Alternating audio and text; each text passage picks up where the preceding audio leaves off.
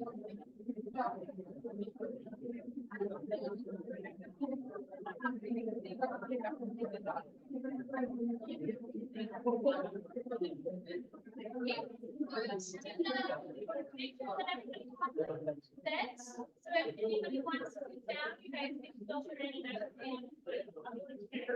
welcome back, everybody. We're going to get started here in just a minute, and we have lots of chairs open, unless you're really comfortable standing in the back. But we have plenty of seating options. I hope everybody enjoyed the poster session. If you finished your bingo card and you didn't turn it into the bag, we can send the bag up front, because at the very end, Dan is going to pull a name from the bag to win the fabulous prize. So Dan will be the prize giver. Oh, well, we're not doing by who got the most stickers.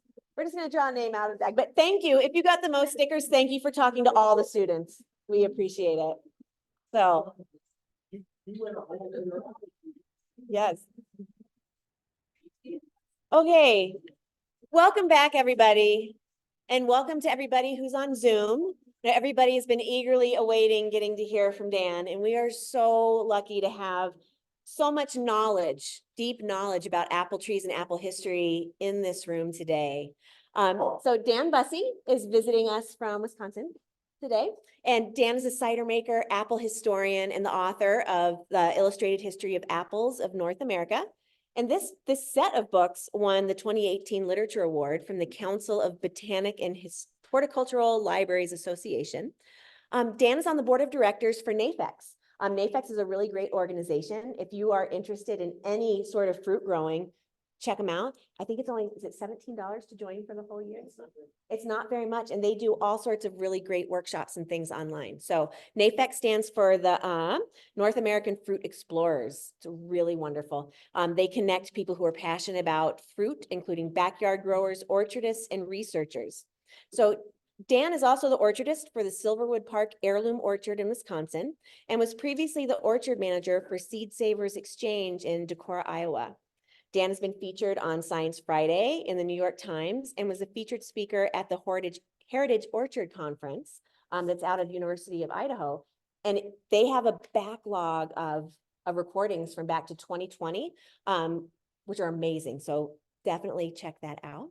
Without further ado, I would like for everybody to welcome Dan to Boulder.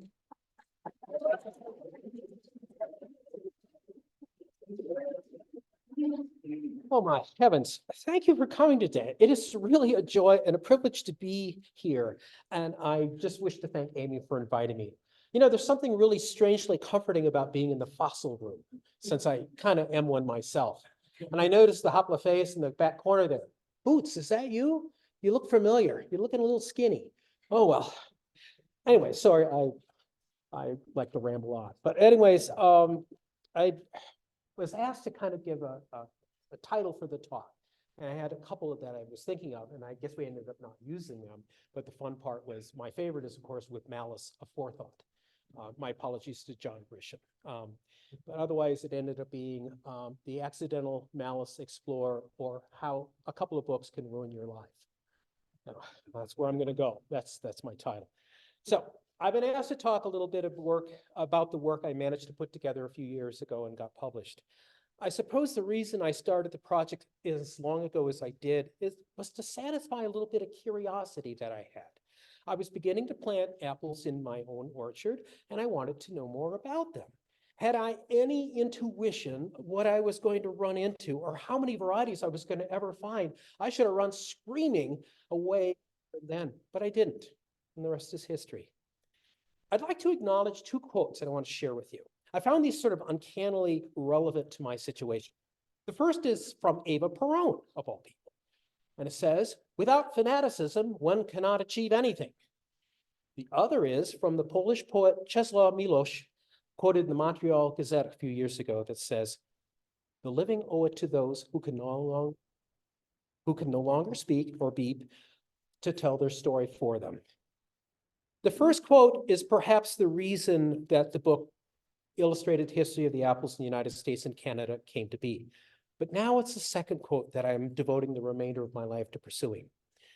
My life with apples probably started as soon as I was let out into the yard to play with my brother and sisters. This yard at my parents' house was in what had been my family farm orchard, probably planted about 4 generations earlier. I'm the 5th generation to live on this property, and it's amazing. From what I know, the orchard covered about 2 acres in size, not particularly large for a family farm orchard, but it was enough to supply the apples to the farm family and those who worked there from the fall harvest season all the way through winter. So anyways, whatever notes or whatever was planted there, I had no idea. They were long gone. So I just remember the trees more than anything, and not so much as the fruit. You know, to my child-sized eyes, those trees were so massive. And that was the thing that was so amazing about it. Being surrounded by all these trees when you were a kid, you know, it's really, really impressive. And I had a swing in the one nearest to the house, and the rest of the trees were loosely encircling it. You know, to a country boy as I was, you know, the apples didn't hold that much attention more than the fun I could have with them. You know, picking the hard windfall apples and knocking over tin cans that my brother and I would set off, or beating one off my brother's hard head when he wasn't looking. You know, what I wouldn't give to know what those varieties were. When I did come to my senses and I realized what a gift it was to grow up around all those trees, they were passing into history. One by one, the trees, you know, half dead or worse and bearing little fruit were cut down for firewood. That smell of applewood firewood is something that has stuck in my olfactory consciousness ever since. One year, when the handful of trees were still bearing fruit, it was a good, fruitful year. There were apples everywhere. And my father said to his kids, let's pick all the apples we can and get some cider made. So rounding up all the boxes we could find and buckets, we kids went to work picking up all the windfalls where my dad could reach and pick up whatever trees he could. And we loaded up the old Ford Country Squire station wagon and tootled down to Sherman's Orchard, which is about 8 miles down the road. Now, Sherman's Orchard had been in business for many years, and it was probably planted before 1900. In 1913, they bought a Mount Gilead cider press Model 6C that could squeeze 15 bushels of apple pulp in its 28-inch rack and cloth maw. That old gasoline or kerosene hit-and-miss engine that first ran it was replaced by an electric motor a long time ago, but that motor had seen a lot of use. And so by the time I was there with my dad, you had to pull the belt to get it started. Otherwise, the motor would die off on you. So once running, levers in the ceiling would shift the belt to a drive pulley, which would engage the piston pump and then start the hydraulics fluid flowing into the cylinder down below in the floor. And little by little, the plates came together and squeezed the apples tighter and tighter and tighter. The brown juice draining into buckets on the floor below. The air was heavy with the competing smells of fresh apples from the pressed cider and the unmistakable pungent and heady vinegar smell from the rotting apples pitched out back after they were pressed. The swirling of flies and bees and the sound of the press and the belts whirling and stuff was just industrial madness to a 10-year-old. But it was fun. It was seriously fun to be exposed to that. From the pails of the cider, you know, from the press, we carefully filled all the gallon glass jars that we had and brought them home and set them. We took them inside. Anyways, I should have realized that this was not my father's first venture into cider making. While my mother canned most of it for later use, my father left one of the gallon jars out on the counter with the cap loose. And he says, give it a few days, you'll see. He was right. A few days later, that chestnut-hued brown cider was foaming on top. And through the glass jar, we could see the bubbling and swirling of what was going on inside. I learned a new word that day, fermenting. That's what my dad said. Anyways, for several more days, we watched the cider, and after a few days, then my dad took the cider and put it in the fridge and let it cool down, and he poured me a glass to taste. It was like nothing I ever had before. Sweet yet tangy, the flavor dancing in your mouth and fizzy like soda pop. Wow, is all I remember saying. Years later, when I made my first hard cider and tasted it, that memory of that exact same flavor came flooding back. And I had the joy of teaching my own kids what good apple cider should taste like. And if you were wondering, my son Jonathan is named after the apple. I had to get you back. Taste memories are indeed strong and long-lasting. To all your parents and all those who may yet be, never forget that a simple experience like cider making can make an indelible memory on a young person's mind. Each fall, I think of my dad and the memory of that day.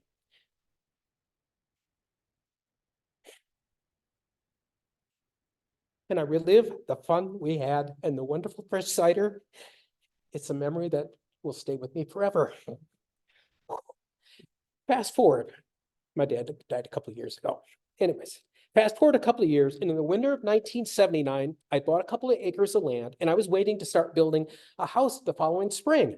While passing the time, I read a book review for Blair and Ketchum's Country Journal.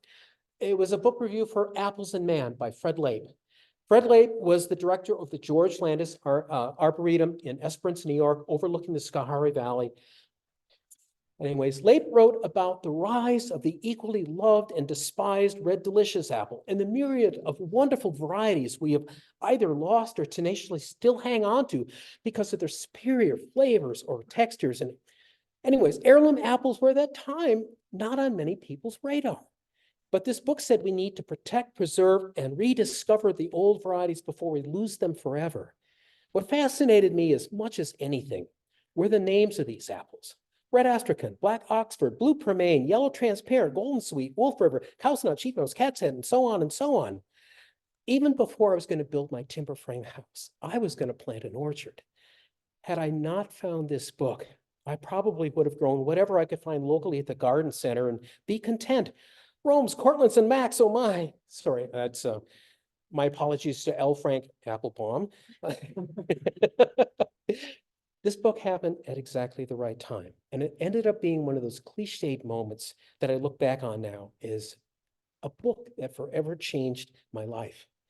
How does it happen that one small, seemingly innocent thing can completely change or alter the focus of your life's path?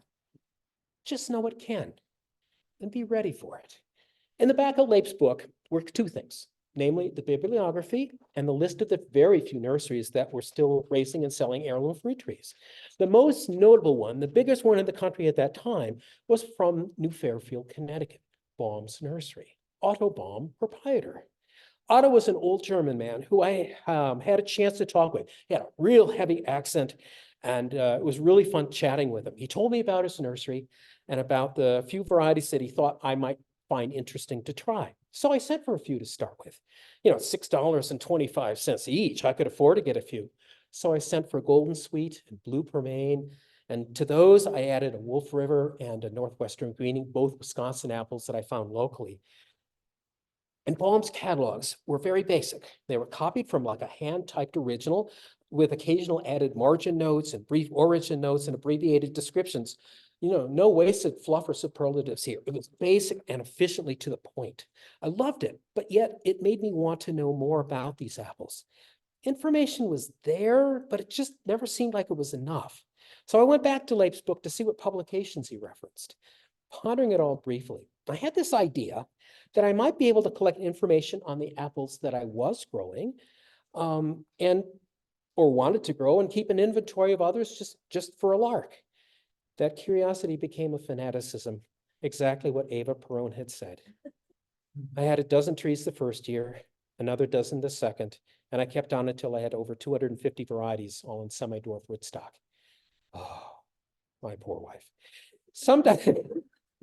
Sometime before, I attended 1 year at the University of Wisconsin at Madison, and I often went to the Steenbach Library on the agricultural part of campus because I could go to the very quiet and very seldom visited fourth floor. Madison is one of those old land grant colleges that had extensive horticultural archives and a kick-ass book collection from nearly everywhere. When I just couldn't focus on my homework and I had to take a break, I'd wander through the stacks and I'd just pick up a few books to look through. And when I remember reading what I came across with John Ashton Waters' American Pomology, Apples, printed in 1867, I'd nearly forgotten my time spent in the library back then, but it dawned on me that maybe this is where I needed to go. When I came back to the library those many years later, the books I remembered were still there. It was all beginning to come together now. Lape lit the match, balm was diffused, and the Steenbach Library was the explosion of what I was going to learn about apples. Weekly trips to the library and elsewhere to find new volumes to search through took the better part of 30 years in order to compile the 16,350 varieties, not that I'm counting, mentioned in the book. Having a full-time job and a young family competed for every spare minute. This was compiled before the advent of digital libraries. And only at the very end in 2010 were digital libraries coming online and searchable. I had to physically find each and every book and document, in order to acquire the information I was looking for. Every book had a bibliography that I used to understand what I needed to find next, just like the interlocking parts of a 1,000-piece picture puzzle. But when the Steenbach or other libraries didn't have what I needed, I made acquaintances with antiquarian book dealers from England to New Jersey to Seattle to find things that I needed to find. In that time, though, I learned the language of apples to correctly identify and describe all the various features. And it was the key to understanding, and to the trained eye can discern one variety from another. We were doing that today downstairs, and it was a wonderful experience. And I'm so glad that so many of you were able to attend and do that. I think that's so great because people have to learn the language of apples in order to understand them better. I was not trained as a botanist, nor a writer or a historic document researcher. I had to learn this on my own, and it was worth the time, and it can be done if you are dedicated. My mentors at the time were the great pomologists of their day, Warder and Beach and Eliot and Downing and Thomas and Budd and Hanson and so many others. You become familiar with the way they phrase things, their descriptions. And if they didn't know an apple themselves, they borrowed their description from another source, and they noted that, of course. And like the watercolorists from the USDA who painted these beautiful renditions of apples that you're seeing here, each had their own particular style. Much of the time, I can identify who painted them just by looking at them and not even seeing their signature at the bottom. They each had their own way, and it's truly amazing how beautiful that they are. The one thing that I'm most proud of in regards to my book is that my editor, Kent Whaley, and his wife, Judith Kearns, funded the digitization of and archival storage of the entire USDA watercolor collection. Not only the apples, but all the fruits in the rest of the collection. These images were sent in 300 and 600 DPI for future use. The images that you are seeing here, and courtesy of the USDA, were made possible from my editor's generosity. That's an amazing thing in itself. I'm just in awe. The USDA Special Collections Library in Beltsville, where the pomological watercolor collection is, it's horrendously, horribly underfunded, like most USDA facilities are. It's amazing that we do not appreciate, what an indispensable treasure that these places are. It's truly sad that we do not focus the attention that is needed to these places. Now, apple identification, of course, has changed significantly over the past decade, largely due to the DNA analysis, which allows us to positively identify what a cultivar, maybe a lost variety, might be, but yet also revealing its parents and its grandparents and siblings. But yet, it still requires the correct database, inputs from known correct cultivars. An incorrect name can skew DNA data, but phenological identification can still be extremely valuable when you know how to use it. You can communicate clearly and precisely to someone else who also knows it when descriptions are found, because many documented apples has a great phenological description, and you can use that because they aren't necessarily all in the DNA database. Now, another aspect of researching apples that I've become keenly interested in, and probably the most devoted to, was the understanding of the nomenclature, the structure and rules of names that apples were known by. You would think once an apple acquires a name, that should just be it, Whoa, Nelly, it's not. We're human beings. We're always screwing up names. Names and naming traditions morph over time into altered spelling. The discovery of prior versions have to be considered, local or regional variations when found, and sometimes the odd translation of a foreign variety, can be extremely vexing. Why are some apples known by sometimes dozens of different names, sometimes similar or wildly different, while others never had more than one? What happened was a lot of times apples became lost as they spread from one area to another. And so sometimes, of course, an unscrupulous nurseryman would rename a popular apple somewhere else as his new latest creation. That's partially why the reason the USDA had so many of these paintings pictured, because that way it prevented plagiarism of taking an existing apple name and selling it as your own when it actually was something else to begin with. So much of this confusion can also, as far as names go, be considered on what I call phonetic spelling. For example, if I spoke a name of an apple to you and you had to write it down for your newspaper or periodical or something, you'd naturally write down what you thought you heard. It might be the same spelling, it might be similar, or it could be kind of crazily different. But you also have to realize that in the 17 and 1800s, a lot of people did not know how to read or write. They knew their name, but they didn't know how to spell it. So when they were taking census records, the census guy had to figure out, what it was. Sometimes they got it right, sometimes they didn't. So anyways, that's the thing we take for granted today. And looking through old census records, when I have had the chance of researching the people who originated apple varieties, it's always a crapshoot, basically. And you have to not only see a name, but you have to think of the potential ways it could be spelled if it was only spoken to you. It's quite eye-opening. Now, a little bit ago, actually, somebody from the USDA was looking for an apple by the name of Jacob Fisher, and you would think Jacobfisher, an old variety. Anyways, it turns out that this apple was spelled using the Americanized version of the correct German spelling for Jacob Fisher, Jacobfischer. Small but subtle differences that make a difference. This apple did exist, was in my records, and it was in the Geneva apple collection. And so they found it just because of a different spelling. It happens. You also have to remember that during World War I and World War II, many German families living in the US feared retaliation for by their non-German neighbors, and sometimes altered their names to appear less German because of suspicion of their loyalties.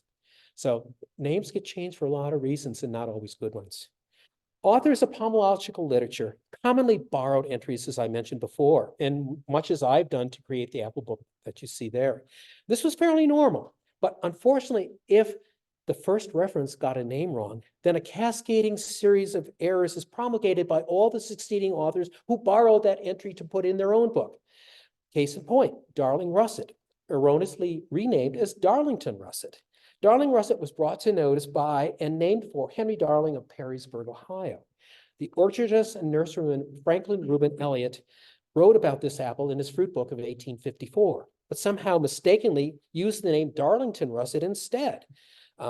Anyways, the Darlington name was then picked up by Charles Downing, J.A. Warner, and later by Reagan. Things happen. Apples' names in general were historically a very touchy subject, even in the mid-1800s. The Worcester County, Massachusetts Horticultural Society, the second oldest horticultural society in the United States, was, in my estimation, just a teeny bit snobbish, to say the least. Each year, they put on a horticultural exhibition of the latest fruits and flowers. This was a gala affair for the society, and they relished the attention that it received by the public. But there was rancor brewing in their midst. Apples were being exhibited by local farmers and orchardists with positively scandalous names, which caused quite a stir. Apples such as Hogpen and Lady's Thighs were being exhibited. The interesting thing about Lady's Thighs, it actually may be an Old English variety that originated before 1800. But anyways, the Hogpen indeed came from a seedling of an apple that grew in the confines of, yes, a hogpen, hence its name. And Lady's Thighs, of course, was named owing its particular identity to the rather white blush of the apple compared to what was under Madame's petticoats. This caused quite an uproar with the society, and they just formally discouraged the use of such horrid names. Anyways, there's a quote I love here.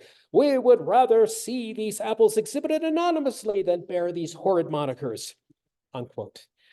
Hogpen was renamed Fall Orange, and Lady's Thighs was named Lady's Pearmain. Oh, well. Anyways, the attempt to make names dignified and simple within the society manifested itself for a number of years. and was later taken up actually by the American Pomological Society, who had members, I think, from the Worcester folk pushing for reforms.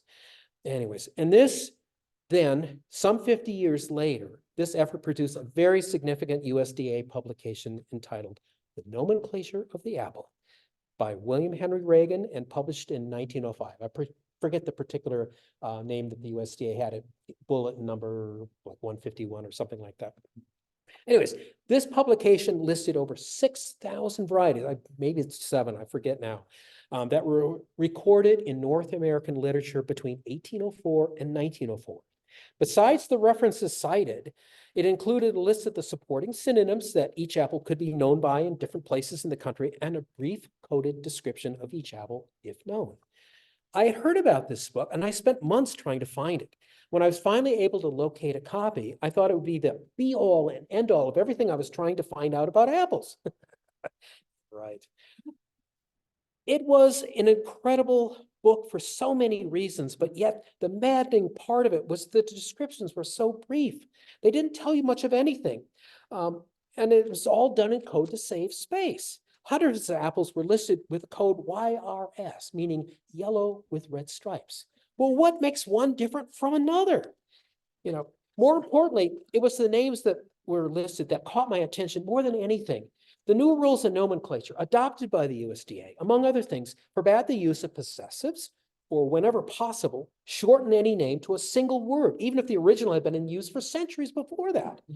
Now, the book was not an encyclopedia of apples, but its purpose was intended to find all the apples recorded in print and adapt them using the new rules of nomenclature and how they were to be named.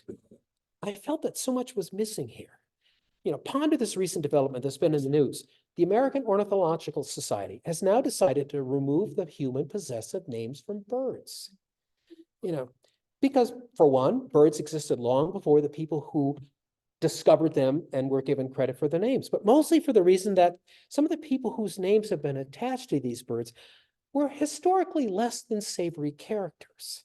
Some 80 different birds have been renamed to my knowledge, but unlike birds, the same I don't think can be really said about fruit names, because the knowledge that many Americans as well as European apple varieties were named for or by slaveholders or others who may have been also disreputable.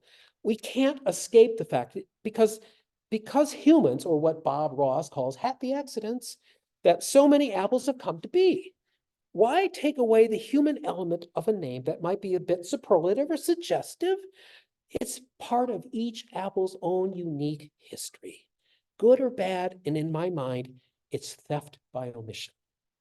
Each apple has a story to tell, and it is that documentation which excites me the most. Unfortunately, I didn't have the ability to keep my own names intact when my editor got a hold of my manuscript. And if he found it in Reagan in the nomenclature of the apple, he changed it to adopt to that code. Anyways, but it seems a bit odd because of the 7,000 or so varieties, what about the other 10,000 that I had found and put in there? Whether they had possessives or superlatives, it didn't matter. If it wasn't in Reagan, he didn't change it. So it seemed odd that some were and some weren't. I didn't think that seemed right. Unfortunately, my editor died a few months after the book came out, and I'll never know why. It was my growing frustration with Reagan that I decided to take things a step further. This is the book that ruined my life. Using Reagan's list, I was going to find every reference he listed and add whatever I could find to an apple's description. I was finally going to buy a laptop, and you computer people are going to hate this. And some kind of a word processing program to organize my list. At that time, 286 computers were the market standards and 386s were on the horizon. My computer had a blazing 40 megabit hard drive, and I settled on WordPerfect as my software. Does anyone here have a digital or smartwatch? Please raise your hands. I'd love to see this. Your watches have more computing power than my 286. But I am a dinosaur, I admit it. I still use WordPerfect. I love it. I think it's in its 10th iteration now, and I love it, and I won't change. Now, during most of the years that I was actively writing and researching, I had become a member of the Seed Savers Exchange of Decorah, Iowa. I was an avid gardener, and the idea, I was already growing heirloom apples, so the thought of being able to grow historically relevant varieties of vegetables was just a natural extension.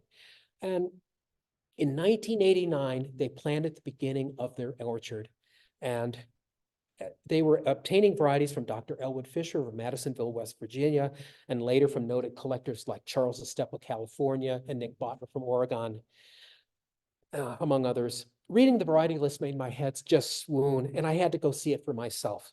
It was there that I met the first orchard manager of the Seed Savers Exchange, David Sliwa.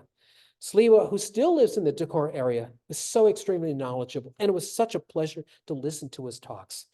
My collection of apple variety notes were becoming quite large, and David was always so encouraging to me and wished that I would just keep up what I was doing. Each summer during their annual campout convention, I'd bring whatever I found the past year and show him. I do have to credit David for being a true mentor to me. It was David who then spoke to Kent Whaley, the then executive director of the Seed Savers Exchange, about my project. And from there, Kent felt it should be a book, and he worked hard to make that happen. To all of you here today, you don't have to be an expert in any sort of a field, but if you're able to share with what you do know with others, you might make a difference in furthering someone just like me at that time to go on. Be a mentor. Wow. Get loud here. I learned to graft fruit trees, and I've grafted thousands of apples, and in turn, I've taught fruit tree grafting for 36 years now. I became a president of the Wisconsin Apple Growers Association and the orchard manager of the Seed Savers Exchange for 6 years before I retired to work on many other projects. I've taught classes at the Chicago Botanic Garden and the Morton Arboretum. I've done consulting for Taliesin, which is the Frank Lloyd Wright Studio in Spring Green, Wisconsin. That's an amazing place. As well as UW Oshkosh Campus Orchard, where we're planting Wisconsin heirloom fruit trees between all the buildings, so the students can pick apples as they're moving between classes of Wisconsin true heirloom varieties. You can do that here as well. Anyways, one of the other projects is the Badger Project, which in 1941, the United States Army chased off hundreds of farmers from prime Wisconsin farmland just northwest of Madison off 10,000 acres. They tore down all the buildings, but they left the orchards alone. It's a snapshot of apple varieties as they existed in 1940. It's amazing. I've taught grafting classes all around the Midwest and for the National Park Service. I've had interviews with the New York Times, public radio programs, and the BBC. In time, I bought that old cider press. I restored it and I ran it for 24 years, making thousands of gallons of cider a year. It's amazing what goes around comes around. It's been a blast. And I've met so many wonderful people like you all along the way. And I owe it all to Fred Lape and Apples and Man for being the mensch that started it all, along with those who helped guide me along the way. So after all this, do I think for 1 minute that my own apple book is the last word on heirloom varieties? One word? Hell no. What next? A dear friend, an amazing person in his own right, as well as a mentor, John Bunker, where are you? He told me this: you've done the big picture, now do the small picture. And he was right. Since that time, I've written a definitive history of apple growing in Wisconsin with a list of all the varieties that originated there, along with the history of the farmers, the orchardists, and the nurserymen who discovered or developed the apples, along with the growth of the apple industry from Wisconsin. It was important to me to know the story of the settlers who moved there and why, and what they brought with them from their home country and elsewhere. Just knowing where the immigrants came from gives insight as to the varieties that may have brought with them from the old country. They would typically always bring seeds of the plants and things that they knew. They also brought the seeds of apples, of course, and occasionally, if they were really enterprising, live fruit trees. Because if you think of it, at that time, there weren't exactly roads to get around terribly easy. And that was a difficult proposition. So this work is just one of many parts embracing the small picture, but yet I've not moved on from the big one. And before I passed on, I want to expand it to even a bigger picture. This is where the second quote, which I mentioned at the beginning of the talk, is relevant now. The living owe it to those who can no longer speak to tell their story for them. Where I'm going with it is this.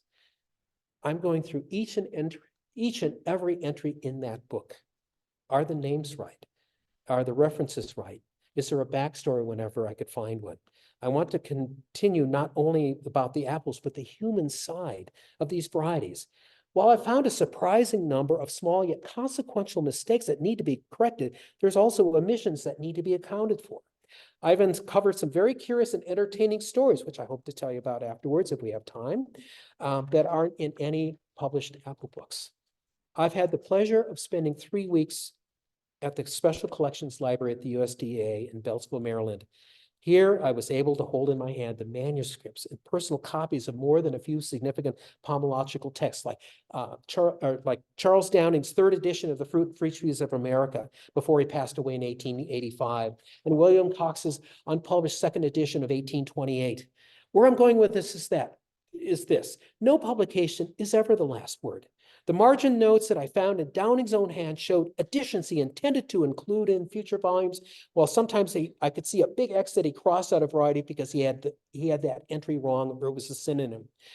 It's all part of the process that we writers face when new information becomes available. You know, it's a humbling experience to know that what I've written will need corrections, and I expect that, but I want to get every story right when I possibly can. I'm doing genealogy on almost everyone in the book, as well as census data, historic plat maps to know where people lived, and understanding historical accounts when I can find them. You know, of course, not everything is available, but we live in an age where there has never been the ability to find so much wonderful material as we did back then. All this since I turned over my book to my editor in January of 2011. I'll leave you with one more quote. I don't know who first said this or where I got this, but it goes like this: some drink from the well of knowledge, others gargle and spit. Be curious about the world. It's a lot more fun. Thank you.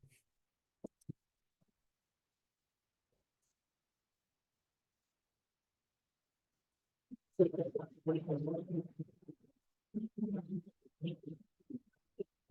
have time for a couple apple stories. Yes. There's always those fun apple varieties that you run across that, you have to know why. One of the apples I'll first tell you about is an apple known as Lying Bill. Also known as mammoth seedling, Clinton seedling, Murray, and Lying. The apple was said to be cultivated about 1844 by William S. Murray, who lived between 1814 and 1877, and John Tinker, 1822 to 1898. Both were farmers from Clinton in Rock County in the southern part of the state. Tinker later in life became a nurseryman, and he sent apples and a note to the USDA about this variety. Mr. Murray was such a liar that this apple had to be named Lying Bill. In researching William Murray, I discovered that Murray was a prominent member of the Wisconsin legislature, and he died in an insane asylum in Madison, Wisconsin at the age of 63. So it's just fun when you find this. The last known account of this apple was in 1900 when it was exhibited at the Minnesota Horticultural Society. And that's the last reference we have to it. I would love to think that it might still be around.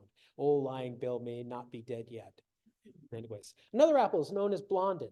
It's a really strange one. This apple was named by Reuben Reagan, who's the father of William Henry Reagan, who did the nomenclature of the apple. They were a very prominent Indiana orchard family. Anyways, this apple was supposedly a seedling of the Milan, which is a standard variety, and was planted about 1854. For the longest time, I was trying to figure out why Blondin. What's that got to do? A lot of times you look for a family, you would look for maybe a daughter or son or somebody that had that name, somewhere to attach it. Was it some reference to a part of the community or what? But it turns out the great Blondin was plying his trade over Niagara Falls the year that this apple first fruited. And that's the story. And they named it after him because it was in all the papers of the day. And there's another apple. I suppose this is a little darker, but Annie Frank is the one. It had a few other names: Annie and Frank, Annie Sly, a couple other local names. This apple originated in Baltimore, Maryland, and they really don't know where it came from exactly, but it was exhibited by the Maryland Horticultural Society with specimens of this apple sent to the USDA in 1905 with a note. There was an Amos Barkley Hollingsworth at Joppa in Hartford County, Maryland. Anyways, and there was a note saying, Annie was a young white woman, disappointed in love and married for spite a black man by the name of Frank Sly. Mr. Sly was emancipated and was called Sly because of his habits. He was shot at a meat house stealing meat and ran a half a mile to a farm where he crawled in a hole and died. His wife, Annie, lived still on at the place, and to supplement her income, she sold this apple to a wealthy Baltimore family to make ends meet. And it was the only apple, or it was just this apple that she basically lived on to provide an income for herself. So there are some crazy stories like this. Let's see, other ones I think we can have some fun with. Oh, I don't know. I could talk about this. We don't want to do that. I think I should give up. Okay. Anyways, let's see. I'm gonna find a good one here if I can find. Oh, there's an interesting story. There's a we had immigrants that traveled to this country, and wherever they came from, they were part of being an American, and they supported the causes that where they were. There was a family from Vevey, Indiana, by the name of Matier. It's a Swiss family. They moved there, and their son, Emmanuel Matier, enlisted in the Union Army, of course, and served. And unfortunately, he was captured and sent to Andersonville prison. You remember that in your history, that Andersonville was probably the most notorious prison in the country at that time. Anyways, he survived Andersonville, which was amazing in itself. But then he was released and he jumped onto the steamship Sultana when headed back north to go home. If you remember your history, the Sultana exploded and killed over 2,000 people, the largest maritime disaster, but Emmanuel survived.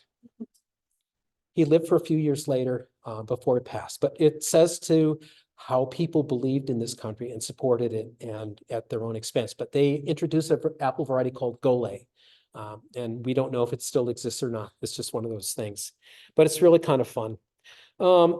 There's other ones that are very lengthy, but the stories to me are the fun part. It's the sizzle that sells the steak sometimes. So finding these stories is the most rewarding thing I can write. They're not common, but when you find them. Another one I really love is a man by the name of Oliver Hazard Perry Lear. And if you know your history again, here, Oliver Hazard Perry was a Commodore on the Great Lakes during the War of 1812. He is noted for saying, "Don't give up the ship." Old saying. But I found out through census records that there were several people named Oliver Hazard Perry and their last name. So Oliver Hazard Perry Lear was kind of a big deal with the Missouri Horticultural and Agricultural Society. And he was quite a character. He married a woman who was about 15 years his junior. They had about 14 kids, 11 who survived to adulthood. And when he died, he has this big great granite monument in the cemetery where he's at, and with a name Lear on it. And about 15 years later, his wife died, and she had her epitaph carved on the bottom of it, which says, "He was a man. She did what she could."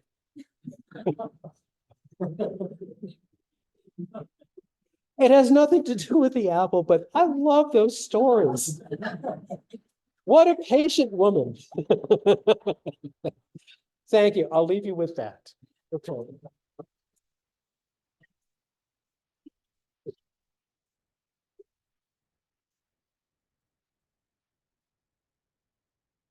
We have time for some questions. Any burning questions about stories? Yes. Yeah, I have a question. Have you ever named an apple? Yes, I have. Where I live between Iowa and Wisconsin. I haven't moved completely back to my home in Wisconsin, but in southeast corner of Minnesota, there's a place near Eitzen, Minnesota, very small little town, hillsides full of wild apple trees. And we have found 30 some different accessions just in a cow pasture of really serious potential cider merit potential. We were testing apples as high as 29 degrees Brix, which is seriously high. Red fleshed, russet apples, you name it. And I found this tiny little bitty little bitty red apple that tested, I think about 20 degrees Brix, and it had this beautiful red colored juice, and we call it Red Dickens. So, Addie and Jude, with your apple at that event that was just held, I'm going to compete with you next year. So anyways, there's so many fun apples out there. The beautiful thing about it is I love wild seedlings for the fact that they have survived despite being gnawed on by rodents and deer and cows and everything else, and they still make apples and they're still wonderful. That's the neat thing to find. And when you find one that just makes your mouth happy when you bite it, oh my Lord, that is priceless. And they are adapted to your area, to your climate. They survived, winters, hard winters and diseases and everything else. And they're worthy. That's I think the new frontier as far as a lot of apples. I am still looking for old varieties and I will as long as I live. And that's the fun of it. I know I have a few to find at this point in time. But knowing what's out there was the reason I did the book. I had no idea there were that many. I had no idea. Had I known, I probably wouldn't have. But here we are. But that's the fun of it. You had a question? I'm just wondering, are there any native apple species to the United States, or did they all originate in Europe? Oh, United States is a center of apple diversity. I mean, we've got the Malus iowensis from the Midwest, the Malus augustifolia from the Southeast, the Coronaria, the Fusca, and others. There are, United States is a center of apple diversity, although they are not the kind that necessarily you use for cultivation, except Nils Hansen in South Dakota was using Malus iowensis, I think selection called Elk River, and also another one called Nevis, to breed with other apples for hardiness, because back in the 1800s, we were having winters of 40 degrees below zero. A lot of Eastern apples did not survive. We were basically dealing with hibernals and Tatovskis and Dutchess, and those apples that survived about 40 degrees, but at 44, it might kill them. So trying to find an apple that survived the climate was really essential. And that's one of the reasons that we got so many varieties from Russia back in 1870, trying to hopefully that we would get some crosses that we could be having apples that survive. Now, of course, Russia is 7 different time zones from the subtropic to practically the Arctic. So I think we brought in around 423 varieties. USDA sent them everywhere. I was going to say Iowa State University was one of the areas that they grew a lot of those varieties. And there are some documentations about it, but it was fun reading it because there was this nomenclature commission that was to translate the original Russian names into an intelligible English substitute. So it was a whole process that was really a lot of fun to read about. And Wisconsin was a center of some of this diversity. There was a orchardist by the name of Tuttle. Anyways, Arthur Gridley Tuttle. Anyways, he introduced a lot of Russian varieties to the trade back in the day. And I have found one of his old varieties that came from 1877 called a Dockham Russet. It's a wonderful apple. I found it on the Badger Project grounds where there were all those buildings that were knocked down, but we found a row of apple trees that we know were planted. And this is one that we identified. Well, I don't know, I got to send a sample for DNA. It'll probably say it's something very common, but it's a red colored russet apple, which is not common. So we're hopeful, hope springs eternal. Okay. Oh, yes. I was just looking at like pictures in the book, and I was wondering if there's like a correlation to like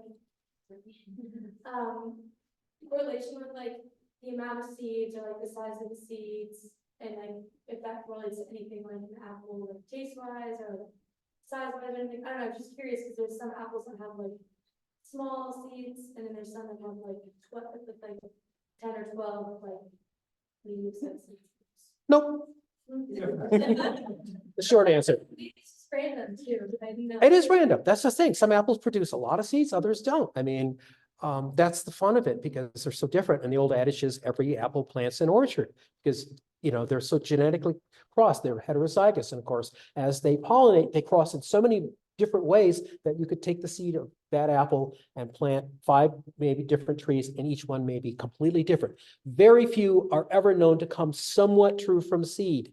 I'm just trying to think of a famous or the snow apple, I think is one of those that does fairly close. But I've heard that said. I'm really curious about it because there are Wolf River seedlings out there as well. So yes, they do, and no, they don't. I'd like to be concise about these things. All right, thank you. All right, I guess, oh, yes. Top 5 favorite apples. Oh,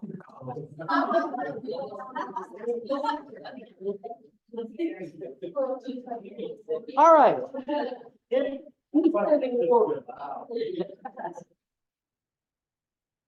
All right, we're going to call Lord Hindlip. That is my favorite. Lord Hindlip. It's an old English russet apple. And then, of course, blue pearmain, Grissom Pippin, Belle de Boscoup. What's that for? That's Laura. That's Laura. I'm Laura. Your favorite child. Oh, yes, the Jonathan apple. Fine, thank you. If you ever have questions about heirloom varieties, I love to hear from you all. Please reach out.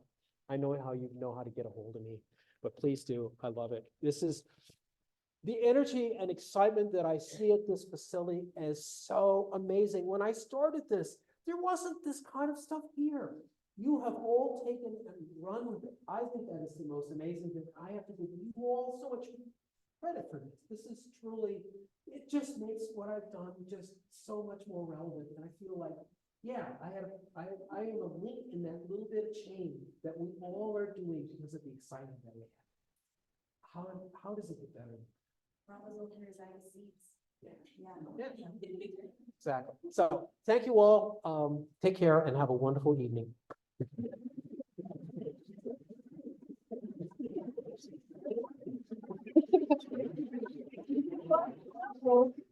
We have to pick a prize. And so Dan gets to be the prize picker. So, yes. Thank you all for talking to all of our students. Okay, the prize is not a cruise.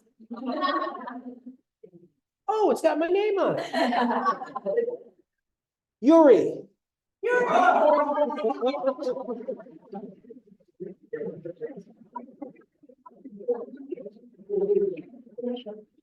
you all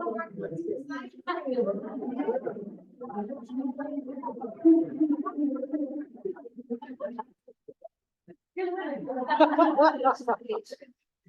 We appreciate it. Have a wonderful evening.